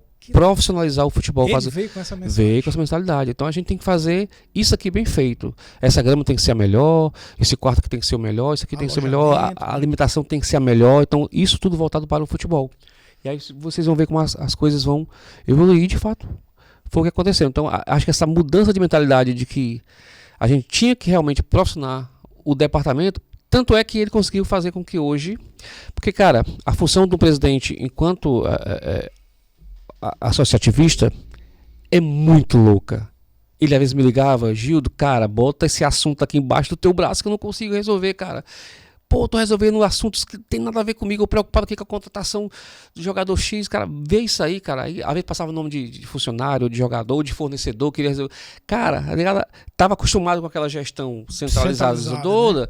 E achava que o pai resolvia tudo. E o pior ou melhor, que o pai ele realmente é muito atencioso, ele responde todo mundo, Jânio. No WhatsApp, se eu te der o telefone, ele responde todo mundo. Deve ser muito procurado, né, você pode ver que dá entrevista, no intervalo ele tá ali respondendo, então ele é muito atencioso. Acabava que acarretando isso para ele uma sobrecarga. Né? Então aí eu via que entendi que realmente vai ter que chegar um momento que a gente vai ter que desmembrar. O futebol vai ter que ter vida própria mesmo. Pô, ele preocupado com loja, por isso que houve esse desmembramento da loja 1918 junto com uma empresa chamada Volt, que ela aportou um valor e assumiu comercialmente toda a estrutura de lojas, né, que era do clube. Isso era um peso administrativo. Nossa, você não tem noção de você gerir 9 lojas com faturamento aí, pô, anual aí de 50, sei lá, 40 milhões. Então, cara, o Rogério trouxe essa mentalidade. O clube é um clube de futebol, não é um clube social, e é dentro do futebol que ele tem que viver, né? É isso mesmo. E o que é que ele trouxe assim? O clube, como clube de futebol, tem que ter um bom patrimônio, né? Uma boa estrutura. Foi isso que ele trouxe, né? O caminho foi esse. A gente precisa contratar bem. Mas para contratar bem, o cara que eu quero contratar, ele tem que olhar para o clube, eu quero ir para aí. E quem às vezes faz a própria propaganda é os que estão lá dentro, né? É o Bruno Melo, é os mais antigos. E, cara, esses caras têm que ser tratados bem. Para quando alguém ligar para ele, cara, que é uma barca, não venha não, que é uma barca. Então ele preparou a casa, encheu de orgulho quem estava lá dentro, aí começou, ó, com vocês, o novo Fortaleza Esporte Clube. E aí essa referência de nova estrutura, que ainda estava acontecendo, e até eu acho que a fachada foi um marco, porque a nossa fachada, quando foi inaugurada, pô, foi uma metamorfose, né?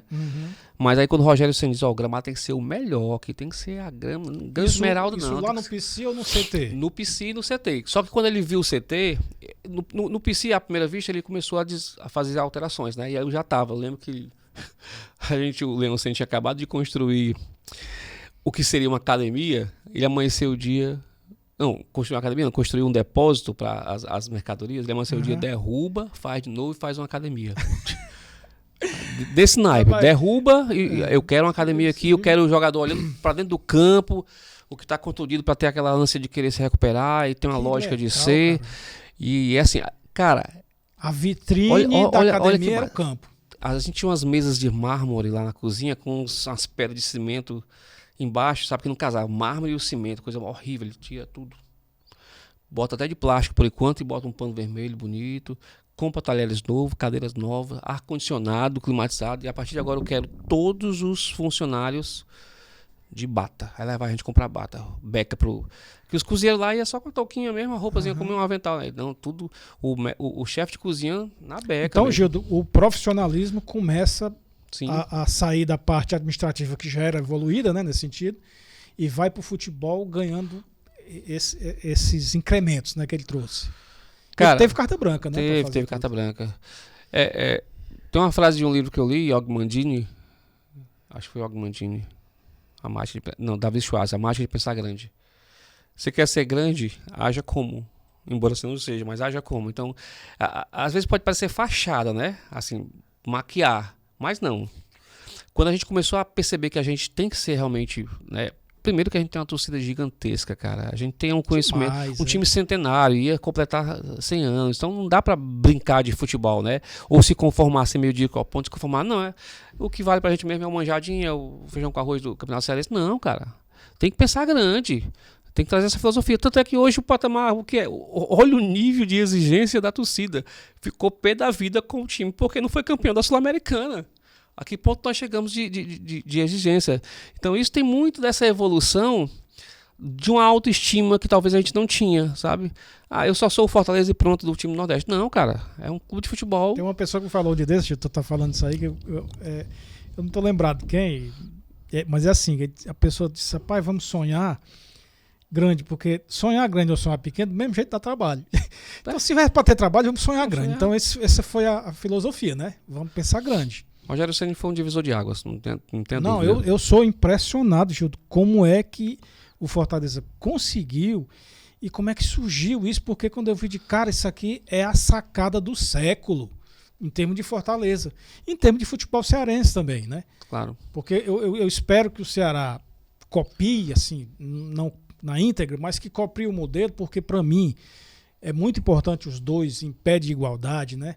Que os dois estejam sempre na primeira divisão. Sim. E porque é bom para todo mundo, né, no meu modo de ver.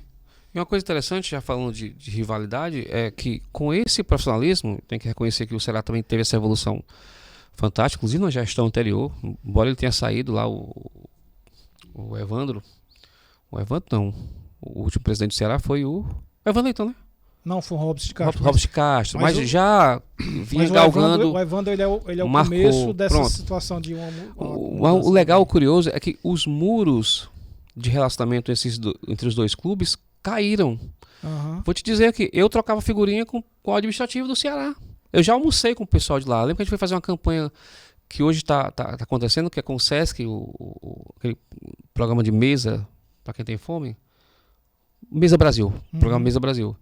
E aí, quando me procuraram, o presidente do Senac, que era amigo meu, trouxe do Fortaleza, Gildo, eu queria fazer um projeto, tal. Cara, chama o Ceará também, marca o almoço com os dois, aí marcou o almoço, aí foi feito o programa com os dois. E assim foi quando eu assumi, inclusive, o departamento de futebol feminino, que depois eu fui ser tampão também, que o rapaz, o gestor do futebol feminino saiu e eu assumi. E aí foi quando eu também comecei voltando nesse projeto, porque eu acho interessante falar sobre isso, porque essa rivalidade, ela tem que existir, sim, mas ela tem que ser alimentada também, eventualmente, por parcerias para que a rivalidade se fortaleça, né? Claro, que os dois clubes se fortaleçam, em outros campos até. E precisaram fazer isso para poder ter uma arena saudável, né? Um equipamento com a Arena Castelão organizada. Os dois se uniram para que isso acontecesse e compartilharam o faturamento do bar, quem as empresas queriam gerir, na época foi feito assim. E patrocínio, muitas vezes tinham patrocinadores que tinham um aporte interessante, que patrocinavam os dois, e eram conversado isso entre os dois clubes. Então acho que caiu um pouco o muro com relação a essa rivalidade no quesito executivo, administrativo, né? Deixa o torcedor lá se matar, mas aqui a gente está sendo profissional, e assim foi. Mas é porque os campos de ação, né, o de ações, eles se dividem, né? Torcedor é torcedor, gerenciador é outra coisa, né? E tem que ser assim. E vocês são um braço de apoio patrimonial, né? Você me falou isso uma vez, o Leão 100 é patrimonial, ele não é do Fortaleza, né? É para o Fortaleza. É para o Fortaleza, né? O projeto Leão 100, ele tem uma CNPJ. A gente, na época da pandemia, nós sofremos como qualquer outra empresa. Tanto é que nós fechamos a nossa loja, fomos para cartório, sabe? O Rolim Machado, que é o grande idealizador do projeto, ele tem aporte financeiro, mas ele diz, Leão 100 tem que andar com seus próprios pés e assumir as suas responsabilidades. E tem sido assim ao longo do tempo, né? E aí hoje Leão 100 é uma marca conhecida. A gente patenteou, inclusive, o selo Leão 100, está patenteado. A gente explora essa marca em prol do patrimônio do clube. Sempre foi assim. A diretoria do Leão 100 é rotativa? Vocês... eu já fui presidente, hoje eu sou vice, né? Mas na verdade eu sou executivo comercial. A Paula, que é a gerente comercial. Eu cuido tanto da parte comercial, como também das ações. O que é as ações? Quando nós vamos estar no Castelão? De que forma nós vamos estar no Castelão?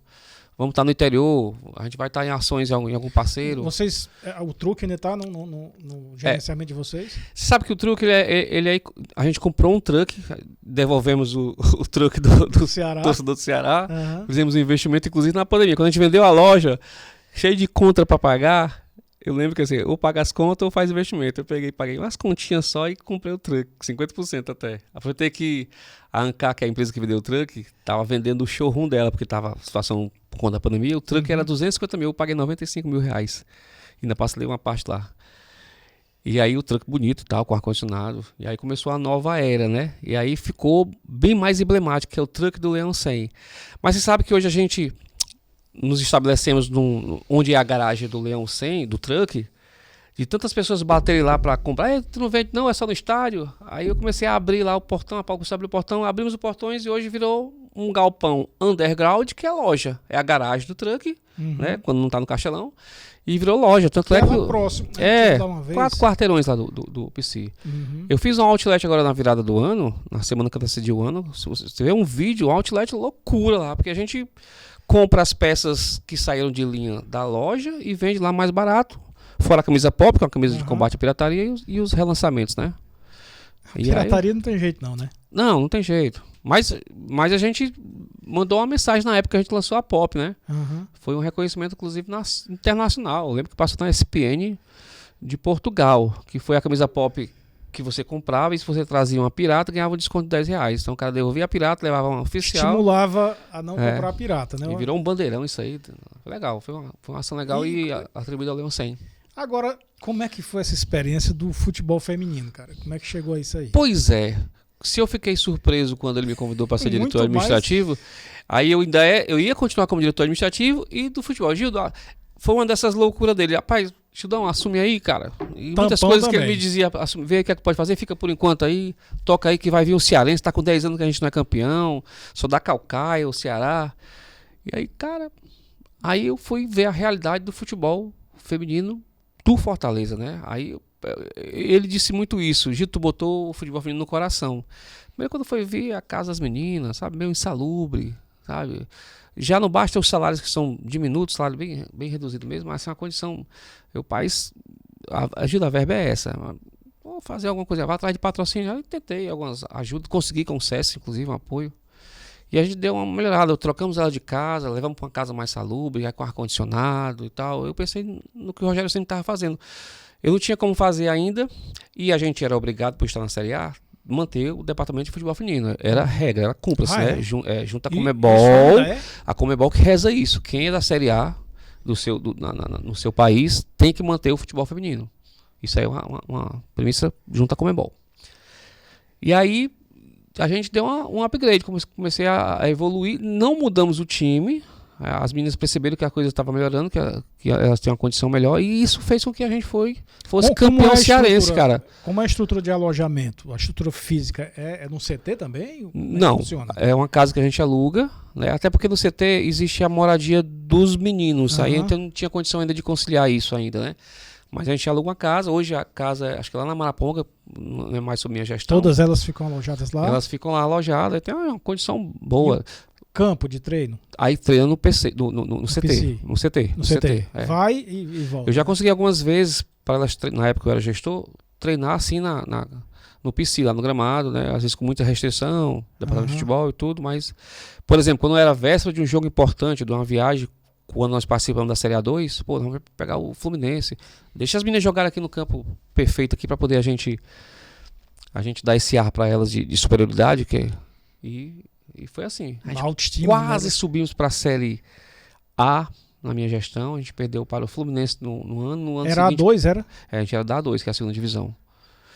E aí, em uma mudança de gestão, realmente era muito complicado. Tinha viagem, eu viajei pro Acre, Jânio. Eu ia te perguntar Manaus, isso. Acre, você conciliar seu trabalho e se você tinha viajado com a equipe? Todos os jogos eu viajava, acompanhava de perto, todos os jogos.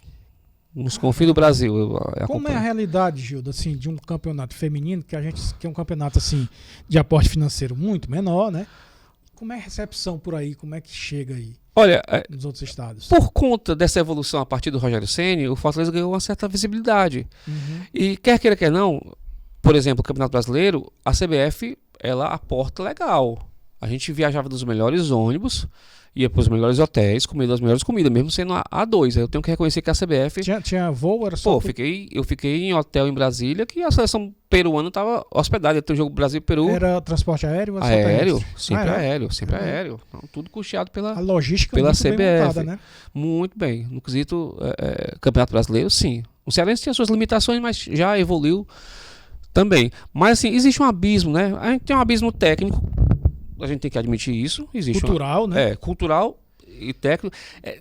A minha missão, e eu quis fazer isso com o nosso departamento, é para tirar de pequenininho. Parece um projeto social, futebol feminino, sabe? De meninas carentes que vão... Não, cara, é o Fortaleza que a gente tem que ser profissional. Tem que trazer aporte, investimento, melhorar a moradia delas. Elas têm que ter a melhor chuteira. Rapaz, chuteira emprestada, cara, jogava, luva, sabe? Não. Jogava com o material do ano atrasado, não, é o material desse ano. E a gente começou a trazer algumas melhorias. A gente emplacar isso aí? Sim, hoje é nesse formato. A gente conseguiu deixar esse legado, sim. Eu tive aqui com a Cristine Martins e uma das coisas que a gente falou foi um vexame que o feminino do Ceará passou. Sim. Que foi um absurdo dos absurdos, sabe? Descaso. Descaso. Não, aí eu fiquei decepcionado e muito irritado, porque assim, a gente, como cearense, como torcedor, o que mais me magoava antigamente, porque eu estava te falando, quando a gente saía daqui, o nosso campeonato era muito disputado, né? E era tão interessante, porque vivia de renda, vivia dos, como disse o César Augusto, dos abnegados, essas pessoas que chegavam e pagavam a conta do clube e tal. Mas quando saía, por conta também dessa estrutura muito precária, era um vexame. A gente passou vexame com o Fortaleza perdendo aquele jogo pro Flamengo, que eu não esqueço mais. E o Ceará também, da mesma forma. Que virou brincadeira. Aí veio a brincadeira, era o Oitará e o Oitaleza, né? Mas assim, isso aí foi superado, né, Gildo? Cara, pois é, eu vivenciei isso porque a gente, nessas viagens, por exemplo, eu fui jogar com um time lá no Acre, não era o JC não lembro mais o nome, a gente ganhou de 12-1. Foi um massacre. E outros clubes que a gente jogou, assim, que tinha uma discrepância. Então, há uma discrepância técnica ainda, né? A gente, quando pegava um Bahia já era mais complicado, quando a gente pegava uma Ferroviária, jogar contra a Ferroviária, tem uma época que ela caiu e depois voltou, mas a Ferroviária tinha alguns times de Brasília que tinham mas existia uma ondulação técnica, sim, sabe? Esse desnível, digamos assim. E ainda existe, né? Ainda existe, mas tecnicamente é por falta de investimento. Mas assim, quando eu entrei no feminino, quando eu fui o primeiro treino que eu vi, eu tenho que ter a sanidade assim de absorver a limitação técnica. Eu não posso esperar que elas façam as jogadas que... De uma hora para outra, então, né? Depois de um tempo eu entendi, porque os meus colegas, quando iam assistir, rapaz, não aguento assistir. Cara, tem uma limitação técnica, ainda mais pela estrutura que a gente tem hoje, mas isso aí está evoluindo, já evoluiu e vai evoluir mais ainda, então eu tô apostando. E assim você aposta na evolução do futebol feminino, né? Eu tenho jogadores que saíram daqui do Fortaleza. Tinha uma jogadora curioso,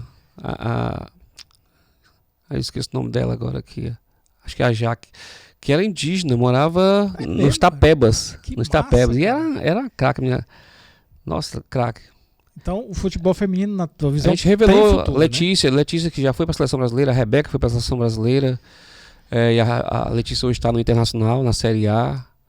Seleção brasileira sub-20, na verdade. Natália, a indígena era a Natália. A Jaqueline era outra jogadora. Da do Sapeba. Massa. Gildo, nessa trajetória como torcedor, né?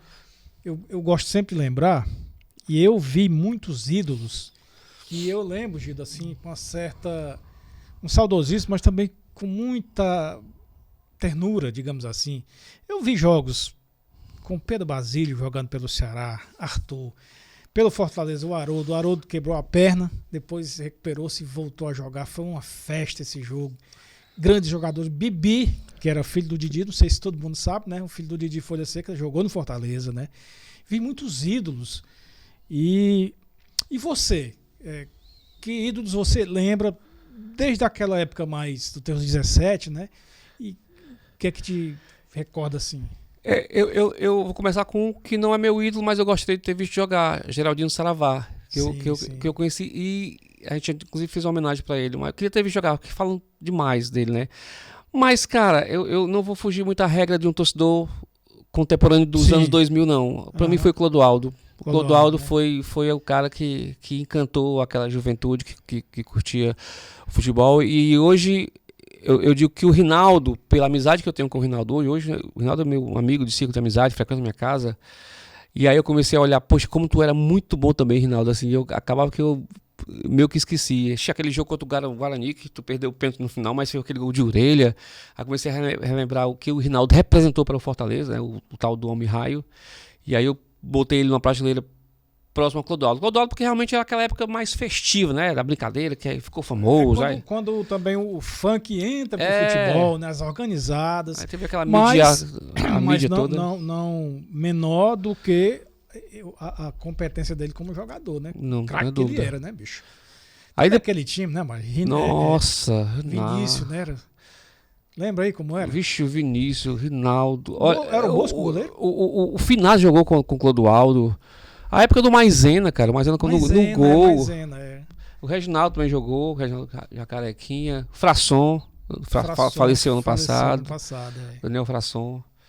Ixi, que massa. Esses caras são muito marcantes nessa época de transição, né, Gil? Tanto dentro de campo, porque eu me lembro que aquele time do Ferdinando tinham 7 jogadores. Lembrei do Tatu agora. 7 jogadores eram cearenses, né?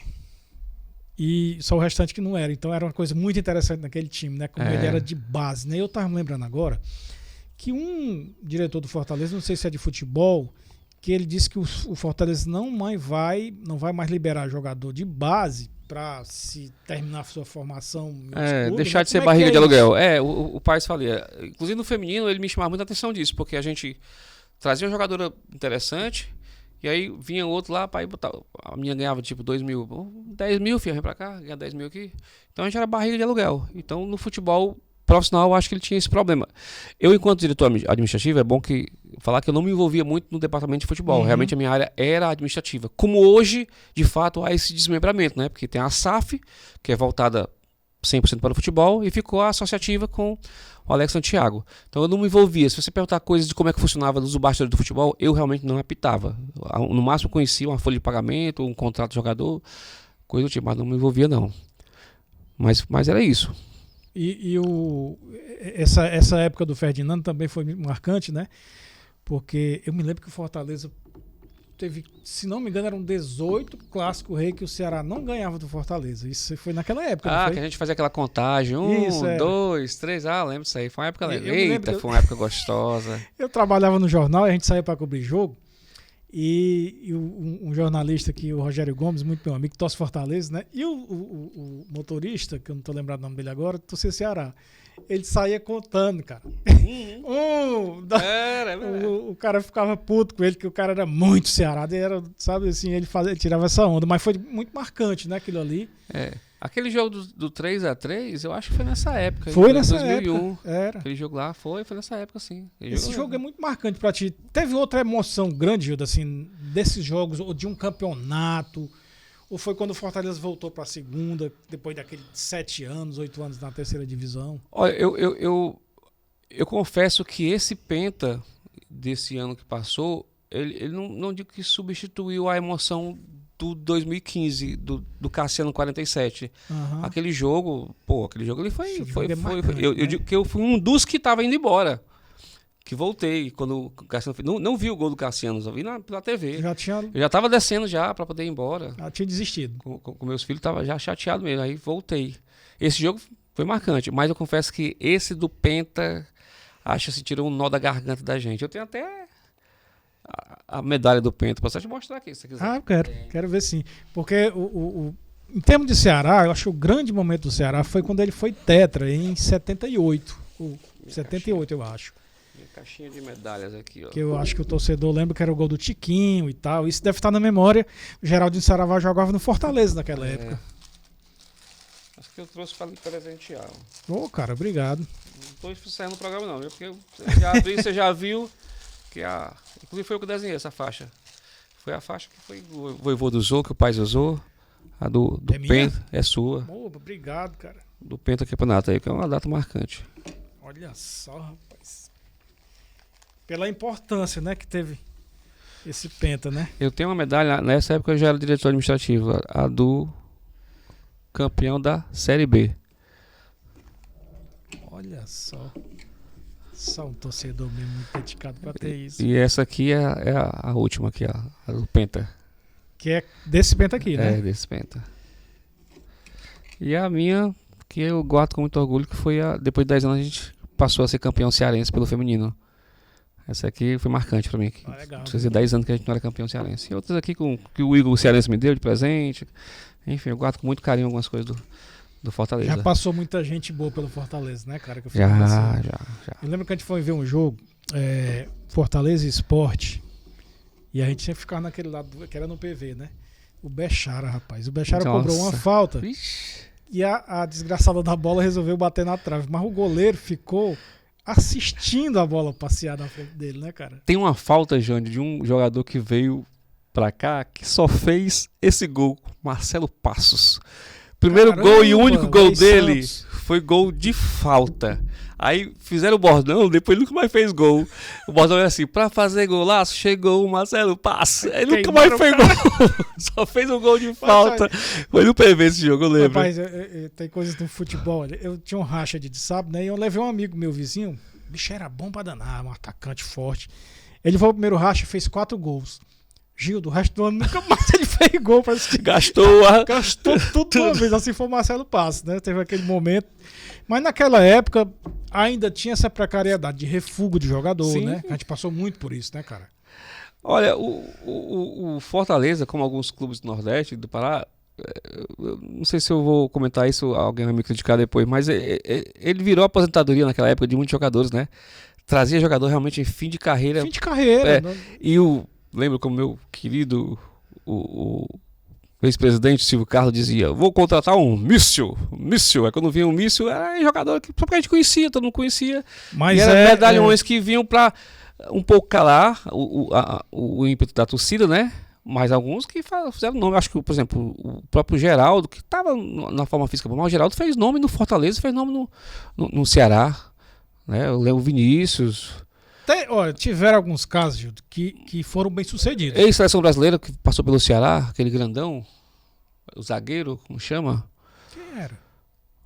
Um zagueiro eu alto. lembro, o Eloy. O Eloy no Ceará, naquela Copa do Brasil, ele já era um senhor Eloy, né? O Yarley brilhou no Ceará. O Yarley brilhou no Ceará. Então, assim, agora tiveram coisas assim. O Edmar. Lembra do Edmar, que era Lembro. de Campinas, veio pro Fortaleza, também não foi, né?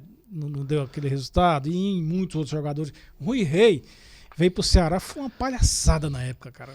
O Rui Rei era meio maluco. Ainda falando do Ceará, o próprio Magno Alves, né? O Magno Alves foi um dos jogadores que veio pro Ceará e fim de carreira, digamos assim, mas que fez o nome dele.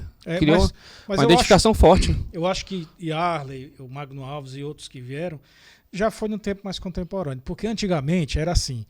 E que jogadores que se cuidavam, né? Que se cuidavam também fisicamente. Outra situação.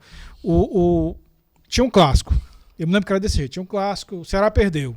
O presidente, no dia seguinte, ele tinha que dar resposta para a torcida. E qual era a resposta? Era isso aí que o Silvio Carlos falou. É os mísseis. Vamos contratar. Aí pegava um cara que já tinha terminado a carreira, que vinha simplesmente... Eu lembro do Edson Boaro, que foi um grande jogador, acho que do São Paulo. Edmilson, lembrei do zagueiro. Edmilson, seleção brasileira. Edmilson, veio jogar no Remo, numa Copa do Brasil, e eu vendo esse cara fim de carreira. Então, não era privilégio, digamos assim, que não dizer nem que seja privilégio, mas não era estratégia só do Ceará de Fortaleza, era desse nosso futebol desorganizado, né? Uhum. Olha, que o Raí trabalhou o ex-jogador do São Paulo, né? Ele trabalhou no Paris Saint-Germain, né?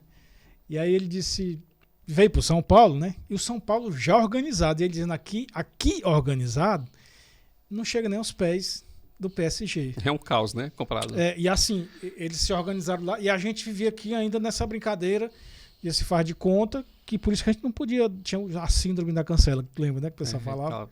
Então assim, isso tudo mudou, né? Isso tudo mudou. Agora hoje, Gildo, eu tava vendo o seguinte, o Ceará brincou nos 3 últimos campeonatos de primeira divisão, que eu acho que foi, no meu modo de ver, descuido da direção, e ficou batendo na trave. Teve até o episódio do Lisca, né? O Lisca doido e tal. E o Ceará acabou acontecendo com ele o que eu temia. Ele, por falta de cuidado, de ter um planejamento melhor, ele caiu para a segunda divisão. Do Fortaleza, eu estou observando uma coisa, tem peso de hoje. O Fortaleza se dedica muito à competição internacional.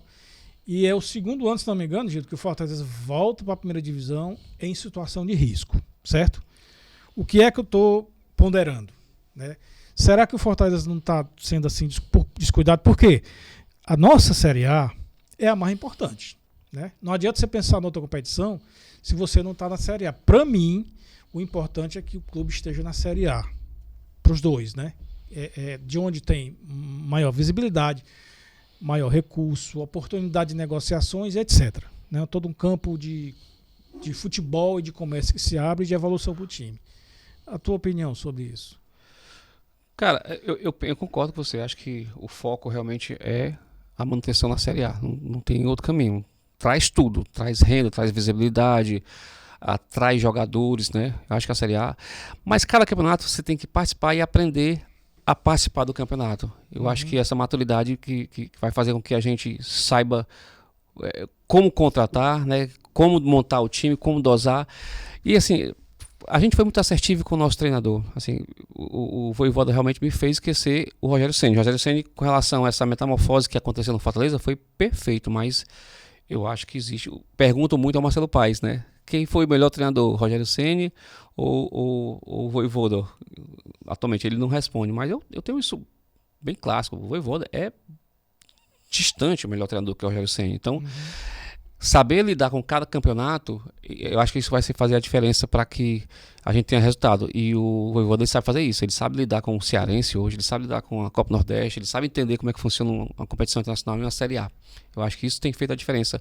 Acertar no treinador. A mão do treinador tem feito a diferença.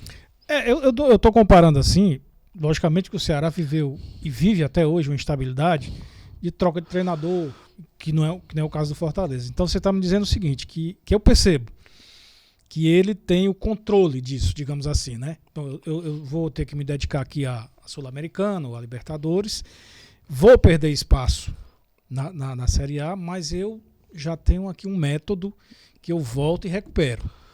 Sabe qual é a receita, Jânio, para você descer para uma série, de uma série para outra? A receita para você cair de uma divisão é atrasar salários e mudar treinador. Essa é uma frase do Paes que eu não esqueço nunca mais. Então, assim, é manter o treinador, acreditar no projeto, no trabalho dele e ter os jogadores com seus salários em dia. Isso é vital, vital. Então, se organizar a tal ponto que você consiga manter esses dois pilares. Acho que é fundamental. Manter o treinador hoje, para um time de futebol, tem que ter longevidade com o treinador para poder ter a cara do treinador, enfim. Planejamento, metodologia. Né, planejamento. É isso mesmo. Gildo, cara, eu só tenho que te agradecer por ter estado aqui comigo, contando essas histórias maravilhosas, a história da tua vida e a história da tua vida como torcedor, como gerenciador, né, de um projeto que é braço do clube. E te agradeço demais ter dedicado esse tempo para vir aqui compartilhar isso com a gente. Viu? Eu que agradeço. Eu achei bacana que... Eu fiquei até preocupado. Cara, o que é que eu vou falar com o Jânio? Eu tenho uma memória curtíssima para falar de algumas coisas, mas foi gostoso. Acho que fluiu naturalmente. Essa condução aí foi perfeita. Extraiu aqui de mim coisas que eu nem lembrava. Eu não tenho um método não, sabe, Gildo? Não, muito gostoso. Aqui é uma conversa, não é uma entrevista, né? Não, eu me senti aqui, mesmo a gente tomando um aqui e exatamente, batendo um papo. Muito bacana. Esse clima que eu gosto de passar, porque é para trocar umas ideias e flui legal. E eu acho que você deu um monte de informações que vão ser muito importantes para quem for ouvir o nosso podcast. Nós estamos encerrando aqui, desculpe, mais um episódio do nosso podcast Clássico Rei, em benefício dessa paixão e dessa alegria que é ter Ceará e Fortaleza com seus torcedores nos estádios, nas ruas, e curtindo isso, de ser torcedor e de ser apaixonado por esses clubes e por esse clássico. E eu particularmente sempre digo que sou muito apaixonado pelo Clássico Rei e gosto muito. Vamos pra frente. Obrigado, hein, cara. Tamo junto, cara. Obrigadão, parabéns. Tamo junto. Vou guardar aqui mesmo.